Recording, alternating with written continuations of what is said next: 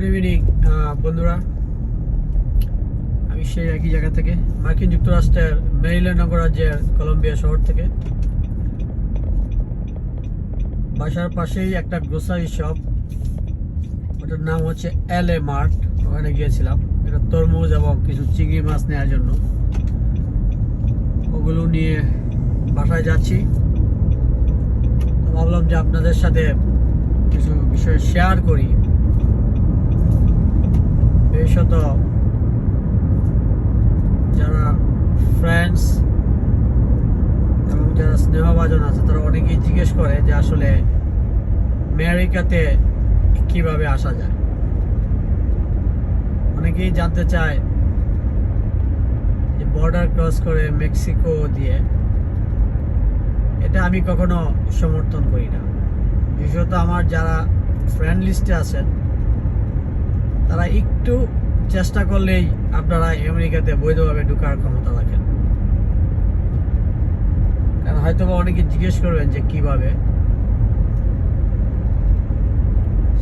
সেই প্রসেসগুলো একটু লেন্দি কিন্তু পসিবল।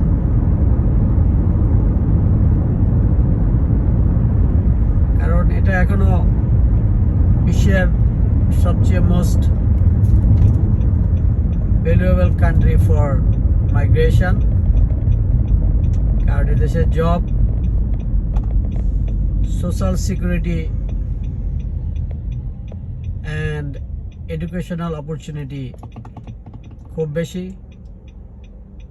এজন্য এখনো সারা পৃথিবী থেকে লোকজন আসছে।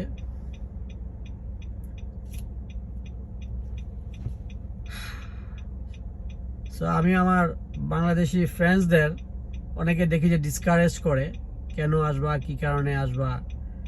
আসলে আমি সেই পথে যাব না, কারণ এটাকে বলা হয় দ্য ল্যান্ড অফ অপরচুনিটি।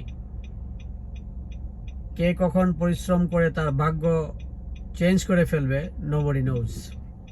সুতরাং চান্স নিতে সমস্যা কোথায়। যাই হোক, আপনারা যদি চান, অনেকেই জিজ্ঞেস করে, যদি চান তাহলে হয়তো বা ডিটেলস কিছু ভিডিও করে আপনাদেরকে জানাবো। তো কিছুদিন যাবৎ বাংলাদেশের যে পরিস্থিতি, সেই পরিস্থিতির উপর একটু খেয়াল রাখছি, কিন্তু দেখা যাচ্ছে যে এই যে ছোট ছোট ক্লিপ ভিডিওগুলো বেরোচ্ছে, পুলিশদের সাথে মারামারি, গোলাগুলি, পুলিশের ওরা যে কিলিংগুলো করলো স্টুডেন্টদের এবং আন্দোলনরত জনতাদের, সেই ভিডিওগুলো আসলে খুব বেশি দেখা যায় না। যেমন একটা যাত্রাবাড়ির একটা ভিডিও, 5 মিনিটের ভিডিও, কিন্তু এটা আমি দেখতে পারি নাই।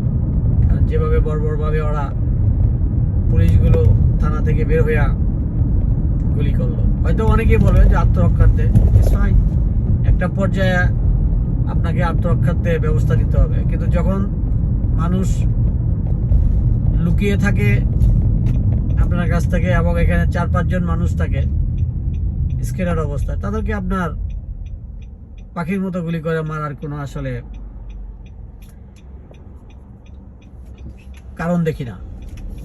তো যাই হোক, এটা বর্তমান যে ইন্টারিম গভর্নমেন্ট আছে তারা দেখবে, তারা হয়তো বা এই জিনিসগুলা খতিয়ে দেখবে এবং কি কারণে এতগুলো মানুষ নিহত হলো, এগুলোকে এড়ানো যেত না বা আরো কিভাবে ট্যাকেল দেওয়া যেত, সেক্ষেত্রে হয়তো আমাদের পুলিশ বাহিনী এখান থেকে শিক্ষা নিবে। অনেকেই হয়তো বলবেন যে পুলিশের অনেক ক্ষয়ক্ষতি হয়েছে। হ্যাঁ, আমি অস্বীকার করি না, পুলিশের অনেক ক্ষয়ক্ষতি হয়েছে, কিন্তু পুলিশরা কিন্তু একটা সুপ্রশিক্ষিত বাহিনী হিসেবে এগুলো কিভাবে এড়ানো যায় তারা কিন্তু ট্রেন প্রাপ্ত, এবং যদি তারা ট্রেন প্রাপ্ত হয়েই থাকে এই জিনিসগুলো তারা ইজিলি অ্যাভয়েড করতে পারত। হ্যাঁ, যারা ওখানে ছিলেন তারা হয়তো বা অ্যাকচুয়াল সিচুয়েশন ডিসক্রাইব করতে পারবেন। যেহেতু আমি দেশে থাকি না, সেজন্য হয়তো বা অনেকেই আমার বক্তব্যগুলোকে ভিন্নভাবে চিন্তা করতে পারেন। তবে একজন ফলেন পুলিশ কর্মকর্তার একটা কিছু বক্তব্য দেখছিলাম যে পুলিশকে কখনো জনগণের সেবা করার জন্য গড়ে তোলা হয় নাই। কথাটা কিন্তু কারেক্ট, এবং সম্ভবত ওই পুলিশ কর্মকর্তার নাম ছিল বিপ্লব কুমার সরকার। উনি হয়তোবা আমাদের বিসিএস এর কাছাকাছি, হয়তোবা না হলে হয়তোবা 1 or 2 বিসিএস সিনিয়র হবে। খুব বেশি পুলিশের ঊর্ধ্বতন কর্মকর্তা না উনি। তারপর বেশ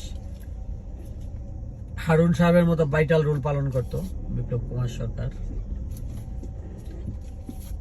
তো এখন যারা ক্ষেত্রে আছেন তারা এই পুলিশ বাহিনীকে কিভাবে গড়ে তোলা যায়, এই পুলিশ বাহিনীকে কিভাবে সুপ্রশিক্ষিত করা যায়, কিভাবে তাদের প্রশিক্ষণ দেওয়া যায়, জনগণের বন্ধু হিসাবে ডেভেলপ করা যায়, সেটা অবশ্যই ভেবে দেখবেন। এবং বহির্বিশ্বে আমাদের বাংলাদেশের মান সম্মান যেন বজায় থাকে, পুলিশ বাহিনী সেভাবেই কাজ করবেন। আপনারা কোনো দলের না, আপনারা হচ্ছেন বাংলাদেশের জনগণের, এবং এই বাংলাদেশের জনগণের ট্যাক্সের টাকায়, প্রবাসীদের রেমিটেন্সের টাকায় আপনাদের বেতন হয়, এবং আপনারা সেই টাকা এনে আপনাদের ছেলে মেয়েদেরকে বিদেশে পড়তে পাঠান, এবং বাড়ি ঘোড়া গাড়ি এগুলো আপনারা করেন। এটা ভুলে গেলে হবে না। তো ঠিক আছে বন্ধুরা, আজকে আর বেশি নীতি কথা বললাম না। আপনারা ভালো থাকেন। কেউ কিছু যদি জানতে চান আমাকে জানাবেন, আমি চেষ্টা করবো আপনাদেরকে জানানোর জন্য। Have a good day.